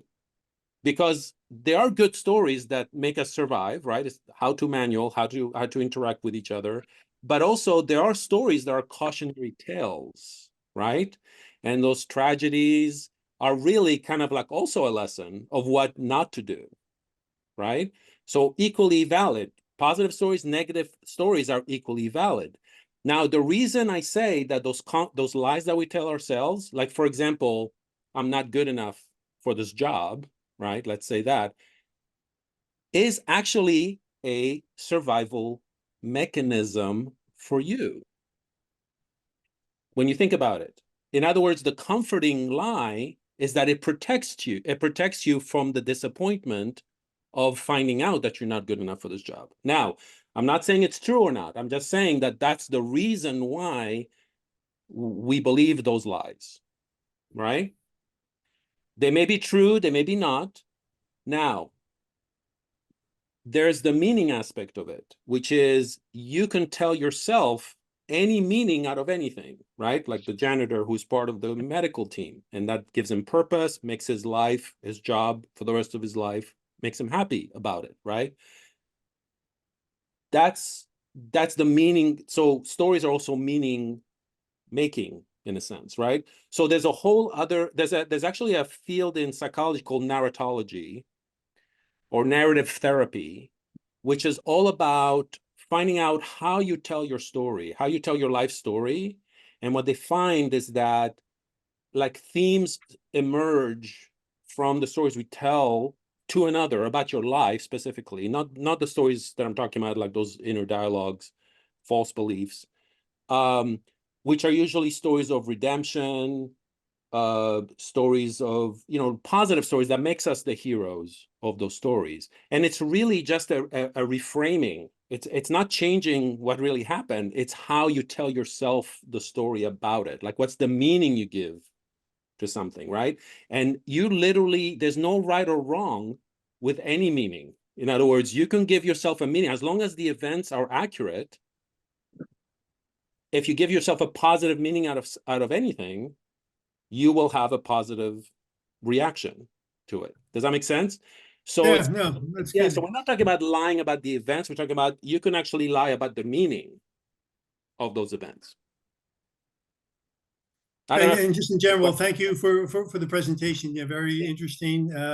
Give me a way to look at my day tomorrow and try to see what those stories are. Be a little more focused on that. It basically just like just pay attention to your thoughts, really, which is really what journaling, meditation, all this stuff is kind of like. Or take the time to think about, like, rewind a scene that happened 10 minutes ago in your life, right? Especially if it was kind of dramatic or negative, and ask yourself, okay, why did it's basically asking why, right? It's kind of, to me, like, I like to find if something's true, that's like why, like, so why did I do that? Oh, I did that because I felt this. Why did I feel that? Oh, because I told myself this. Oh, what is that true, right? And that's, so it's kind of like, it's like your detective, really. That's helpful. All right, thank you. You're welcome. Jesse. Yeah, thank you, Carl, so much for the presentation and discussion.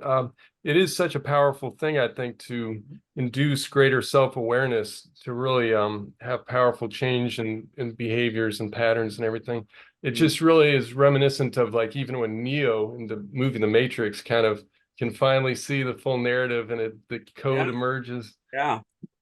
And yes, speaking of like also seeing the story of others, I've found in the past can really help with like compassion, you know, instead of just reacting angrily or something, when you can really see that person on a greater kind of story arc of what they've gone through and their triumphs and tribulations. Yeah. But yeah, I'm also real fascinated just obviously by these effects of stories, like what we tell, especially perhaps in even good versus evil, how you frame that as objective absolutes, or whether it's not, then you don't really have that overriding narrative to really guide your decisions based on a kind of rigid or structured morality if you're more relativistic. But I guess you, as we were saying, could kind of really therefore frame pretty much anything as a positive. Like Stalin, I'm sure, really believed in what he was doing. He probably wouldn't consider, although I would believe some people do choose a self-narrative of like the left-hand path, they would say, you know, just they're supposed to be chaos agents as well as beautiful kind of agents for good or positive building up. But yeah, this just applies so much to the world we live in. So that narratology, be interested in hearing interviews of people of a full spectrum of how they've lived their lives, how they kind of justified it through their stories they tell. Absolutely. And we all do that, by the way. In, you know, when I teach story to students, I always tell them, because we think about, you know, the protagonist, we think of the antagonist and the villains, and I always say that no one thinks that they're the villain in their own story. So even you mentioned Stalin, you know, you mentioned Hitler, right? They thought they were doing good in their own mind, right? So that's the thing. Like, you really have to, yeah. I mean, every single person thinks that they give positive meaning to anything they do. So I think that's a natural thing to protect your ego, you know? Yeah, and including also, I'll just throw in there too, the scope of our purpose, you know, like it's oftentimes very family focused, like that is my purpose, or maybe community, which would be great. And it seems like almost a social contagion a little bit throughout the different ages and eras of what the main focus really is. Is it just more about yourself, or is it about like more civic kind of involvement as well, or even like really wanting to save the world? It seems like we're maybe less idealistic than we used to be in that regard. Yeah, no, I totally agree. Yeah, meaning, purpose, all that is story based. Also, something I did mention in my presentation, but the narratives are also there's such a thing as called master narratives, global narratives. So these are the narratives that are at the society level, at the culture level, at the world level, right?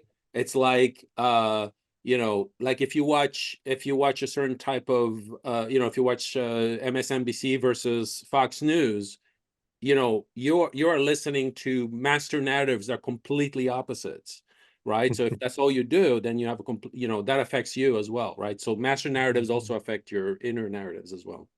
And there used to probably be more variety before mass media and electronic television and stuff, where it was more diverse narratives in different regions, but now everybody's homogenized. Yeah. Well, I don't know. I think that goes all the way back to beginning. I mean, yes, obviously it's not as prevalent as it is now, but I think if you go all the way back to where there were tribes, I'm sure like you know, tribes believed that tribes in another country were the evil, right? They told themselves stories about the other tribes, right? That's how we have tribalism, right? That's all about master narratives about the other.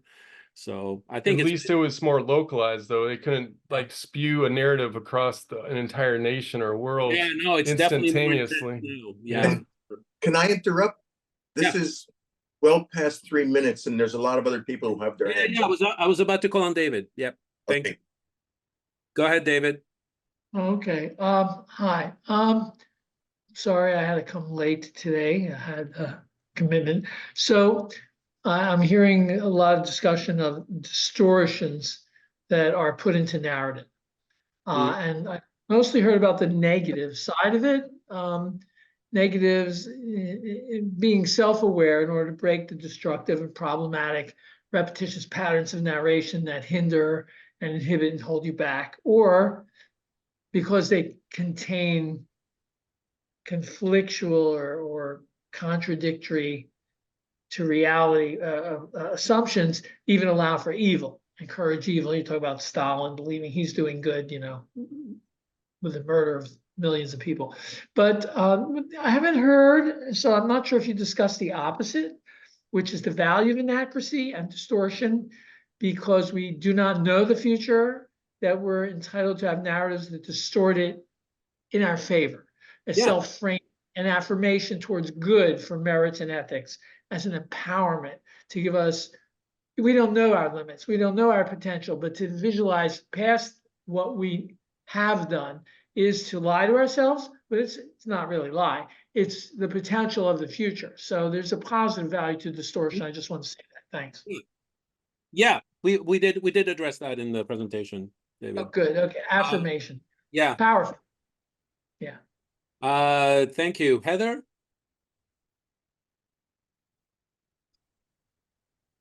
Yeah, I was curious, how do you reconcile the I am with the I can be when it's like, for example, myself, this last year, mostly in the last 5 months, I have lost 70 pounds. I went from morbidly obese to in the middle of obese cat BMI. If feeling much better about myself, my clothes are much more loosely fitting. Things are just easier in general. And it's lovely. It's great. I feel great about it. Yeah. In the last month though, I had an injury, kind of halted things, and just getting started again, kind of stuck on, I'm at 215, been stuck there for a while. And it's like, on the one hand, I am feeling so much better about myself, feeling much healthier, much more beautiful, much, whatever, but still looking forward and saying, I need to be, I don't know, 50 pounds lighter. It's like, well, if you are good enough, then why are you going further? Yeah. Or is it that I'm not good enough? Right. Well, it's okay. So it's all a story. So it's really kind of like let me ask you this. When you were, let's say, obese, right? Well, morbidly obese. I still am obese. Okay. When you were morbidly obese, something changed for you to start losing the weight, right? Okay. Yes. Can you pinpoint what changed? Yes, it's personal. Yes.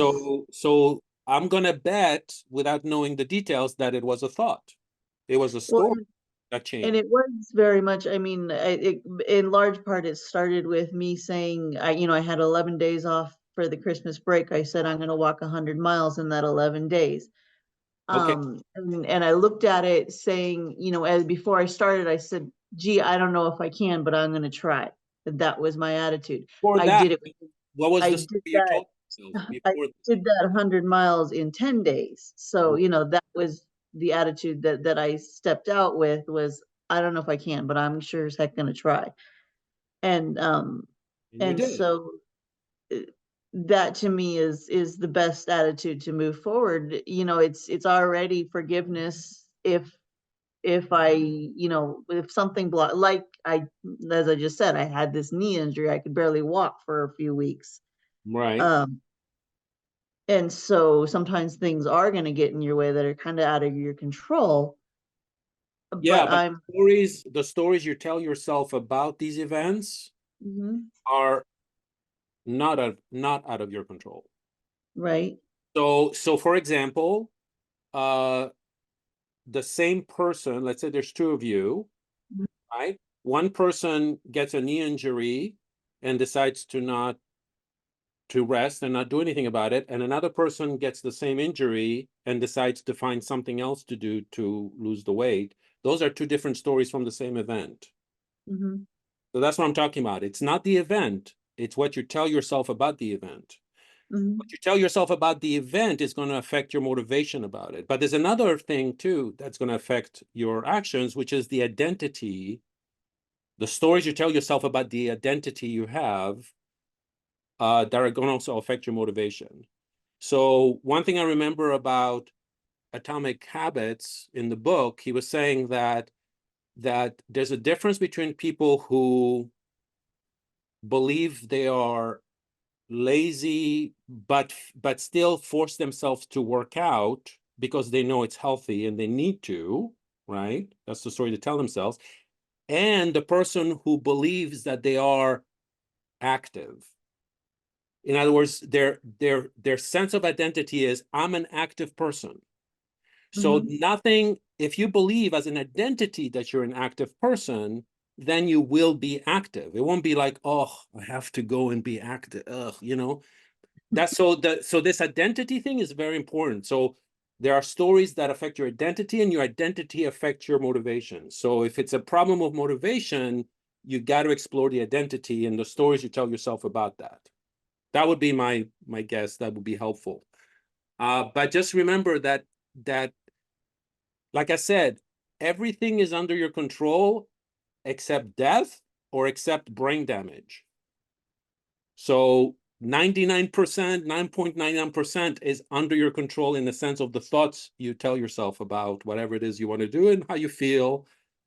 But it's going beyond to saying, oh, and also the I am that you mentioned when you were mentioning it, I noticed as I was listening to you that the I am were more about feelings, not about identity. It wasn't like I'm good enough. It was more like, oh, it was more like how you feel about stuff, which is not the same.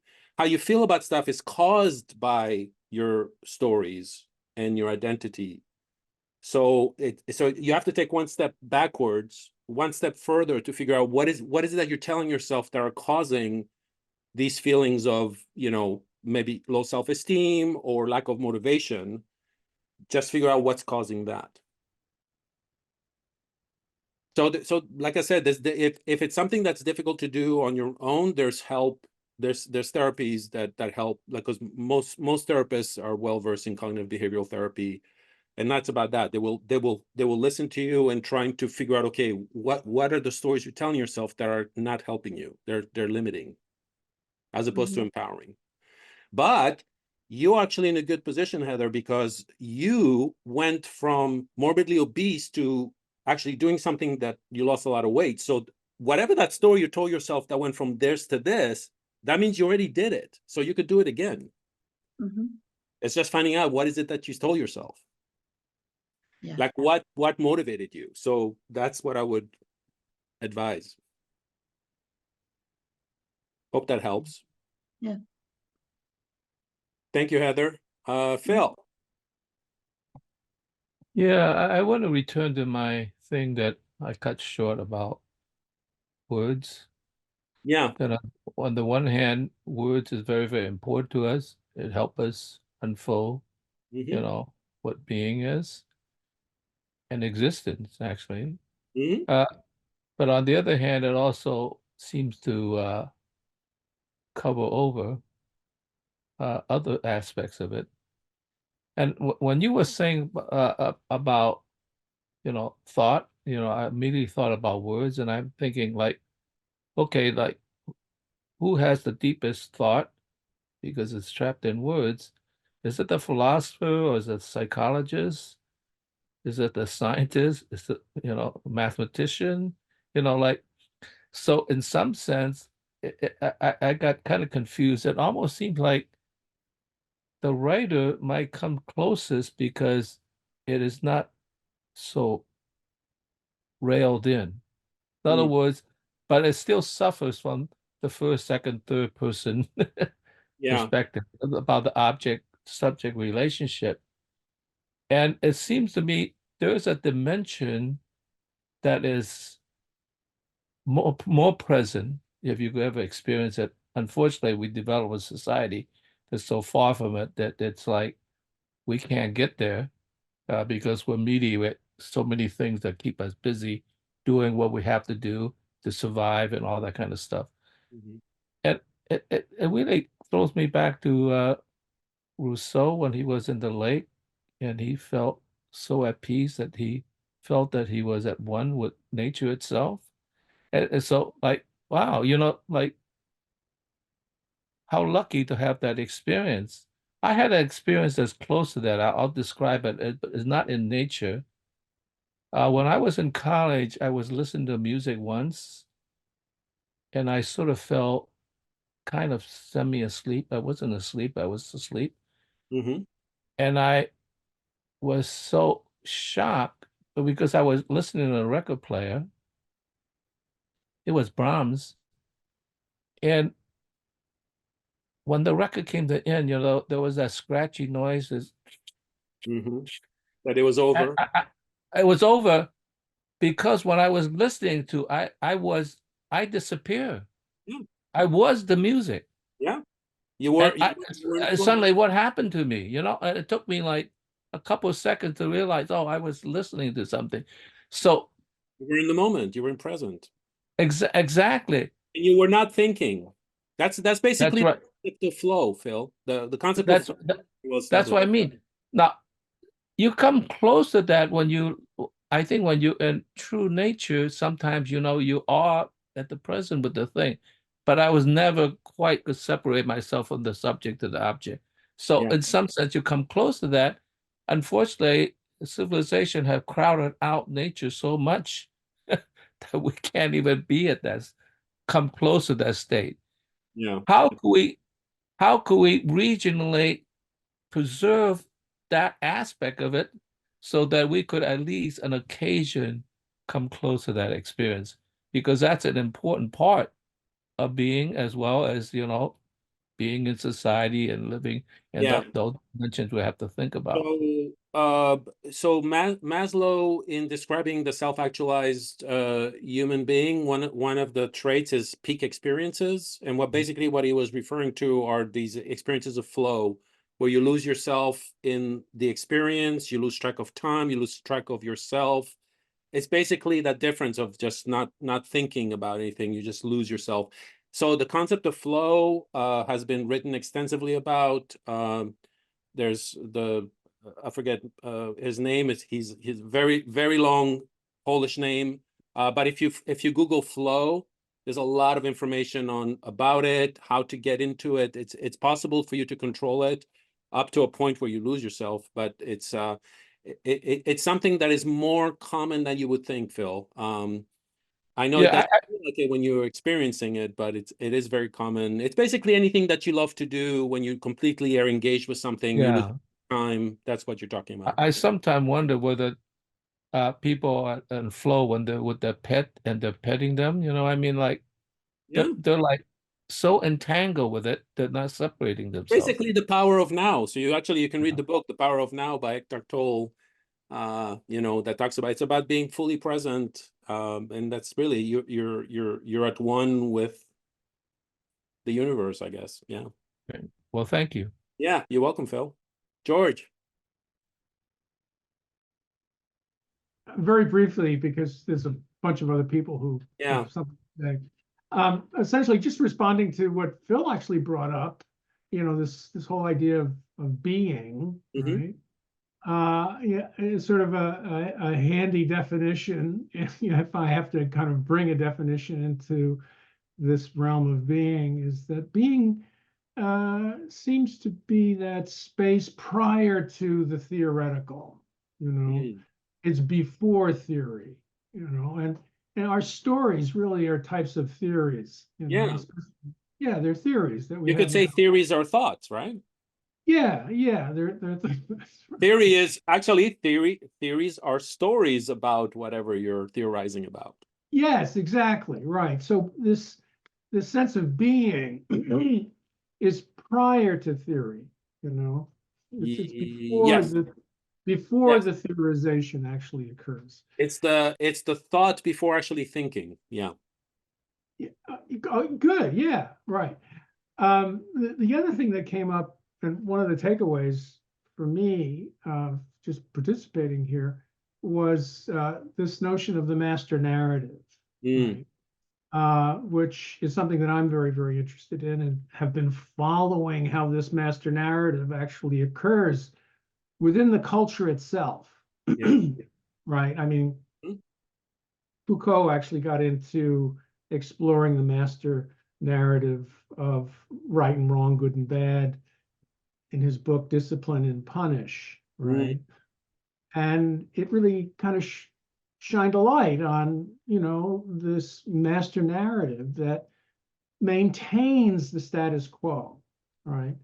Yeah.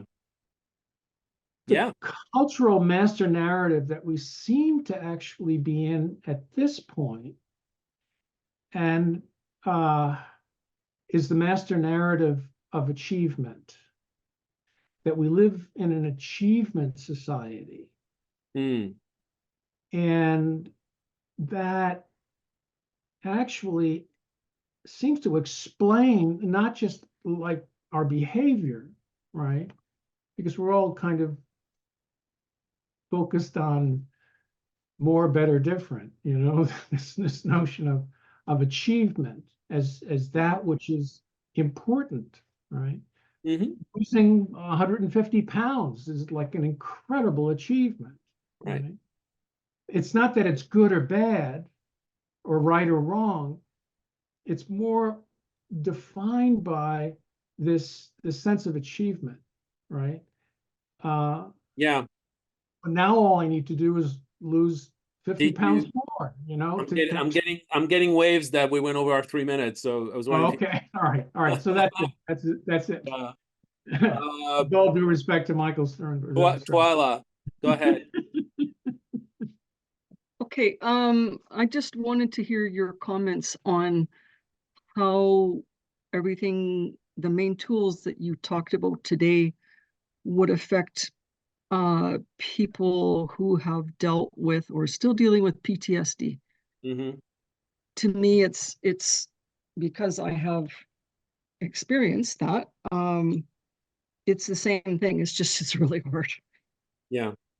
Like it's the same tool or same kind of tools. It's choice in the moment. But I just wanted to hear your take on that. Yeah, thank you, Twilight. So I'm not an expert on PTSD, but I am aware that there are a lot of story and research done about individuals who have very different post-traumatic experiences that are positive as opposed to negative based on the same events. So that tells me that the trauma is the event.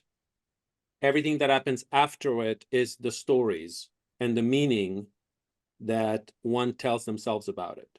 So it's really, unless, and actually that kind of discounts this idea that the trauma actually affects the brain chemistry or the brain structure or the genetics and epigenetics, because there is some research about traumas actually affecting generations. So I'm not going deep into that. So that is a possibility as well, and there's probably evidence for that.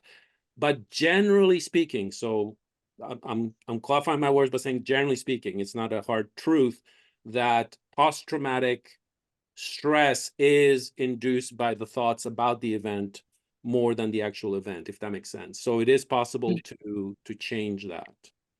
That's what I've learned, and it all depends on the individual and how much it's grooved, like how long you've been telling the stories, and how that has virused through your thought patterns. Right. But okay, knowing, thank you. No, you're welcome. And also knowing that of all the techniques, that there are some techniques that where you can actually, quote, lie to yourself, in other words, give yourself a positive meaning on something and just keep repeating it over and over, that it will create more different grooves upon of the old grooves, if that makes sense. That's right. Yeah, so it's all possible. Yeah. Sophia, go ahead. So This question is maybe quite personal. I don't know how you can answer this. Well, So, let's try. okay, so this is happening to me since more than 20 years in my life. Whatever the situation is going on, I think about it and I see the dreams about that situations, and I see the good dreams and bad dreams. So the 95% my all dreams fulfilled is become reality. So personally, if I'm seeing the good dream and I'm sure it's gonna happen, let's see if I'm thinking I'm traveling somewhere and it's happened, I'm happy about that. But if I saw the bad dreams, I don't want to make it that happen. I don't want to universe to, make this happen. So I get so scared. I don't know what to do, but things are happened. Right. Whatever I saw in the dreams. So it's keep going with me since long period of time. I don't know what to do. Stop this. Right. If I'm understanding you correctly, are you saying that when you visualize positive thoughts, meaning the dreams, positive things? No, I am seeing the dreams in my sleep, during In my sleep. Okay. So, yeah, I'm not a dream expert, although I know that dreams are stories. I don't know if you can control them or not.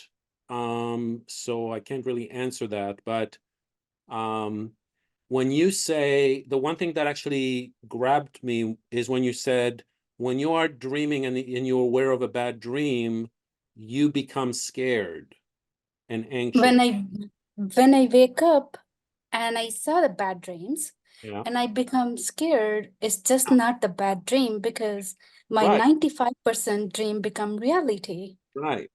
So that's the key word there when you say you become scared. Now, becoming scared comes from a story you tell yourself about the dream. So it's really technically the stories you tell yourself. You're just not aware that you're doing it, but that's what's causing the scared part. So to answer your question about what you can do is just basically the next time you have a bad dream that you're starting to feel anxious or scared about, ask yourself, well, what's scary about it? I mean, telling yourself that the dream actually does happen in reality, that's a story as well. It could be true, it could be false.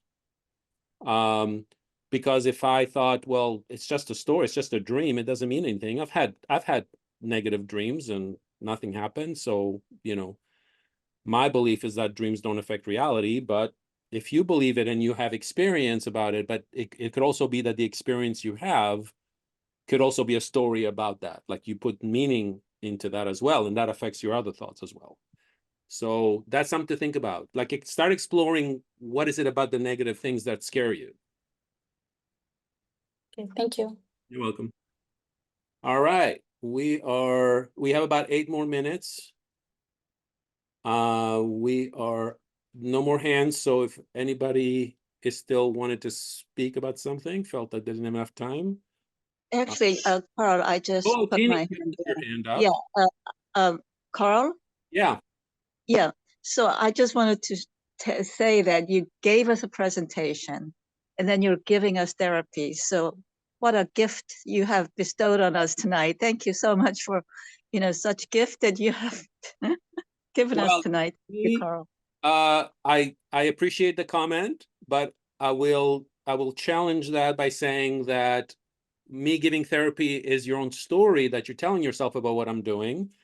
I'm telling myself that I'm not doing therapy. I'm just giving advice because I am not a licensed psychotherapist, and so I cannot do therapy.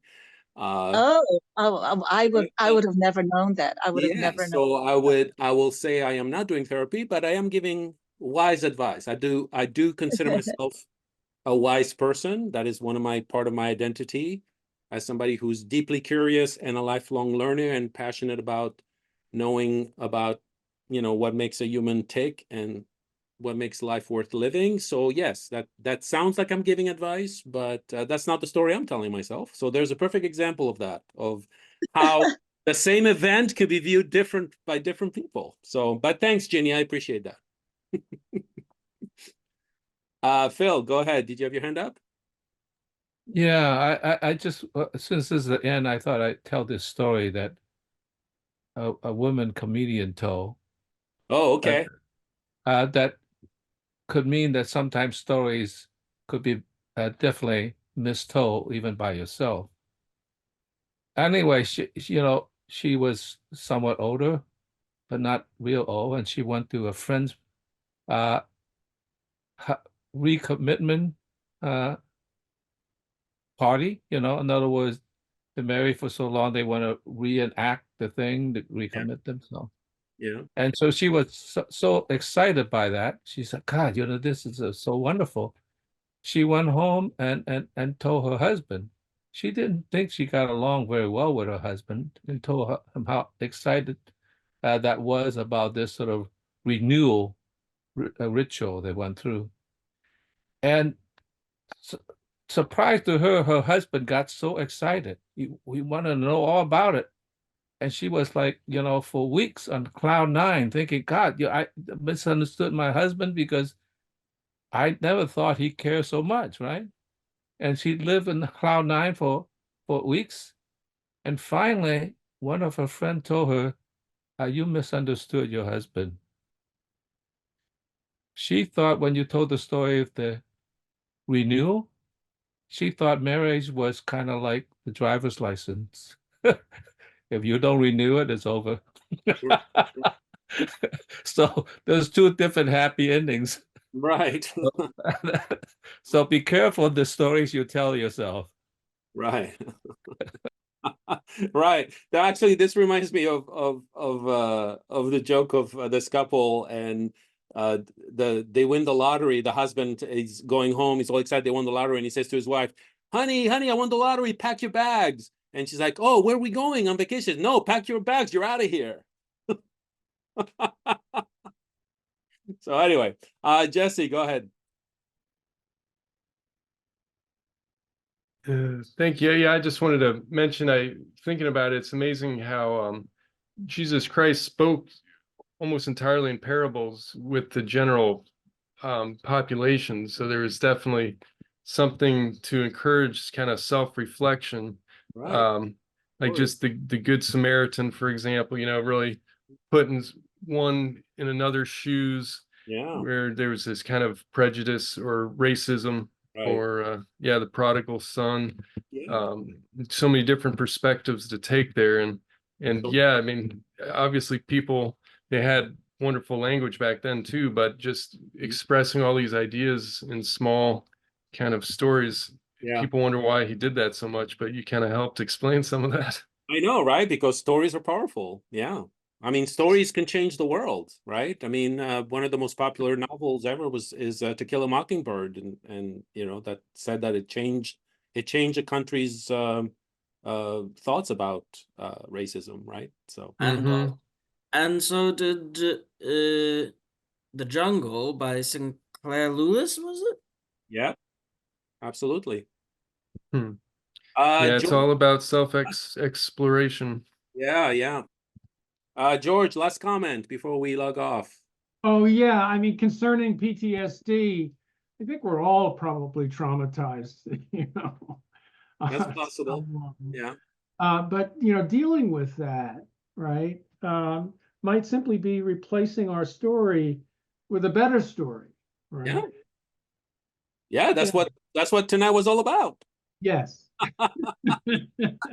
So that's a good way to conclude the evening by summarizing what tonight was, right? It's about, hopefully everybody that attended got an idea of how powerful stories are, that they're all around us as like water to fish, that we've evolved to think in stories, to understand things, give meaning to everything as stories. So stories are very important, and the fact that we tell ourselves stories that actually limit us, and that we could actually find ways to tell better stories to empower us and have a better life. So I hope that's what I accomplished tonight, and I thank you all for attending, and I will see you next week with another topic. Thank you again, Carl. Thank you.